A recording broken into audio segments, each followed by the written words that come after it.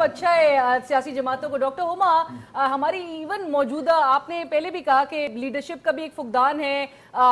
सिफारती सतह पे भी जो है वो उस तरह के इकदामात आपने कहा नहीं कर रहे हैं हम, अनफॉर्चुनेट, जिसकी वजह से इस तरह की सिचुएशन का सामना हमें करना पड़ रहा है। बट सियासी जमातें, कोई आपको लगता है कि कोई इस वक्त पाकिस्तान का भी सोचे, क्योंकि अपना अपना मफाद सबका आगे है और आगे उनको लग रहा है कि बहुत जो है एक अच्छा सिनेरियो शायद नजर आ रहा हो डिस्पाइट के इतने चैलेंजेस हैं। So how do we avoid being in the black list doctor Huma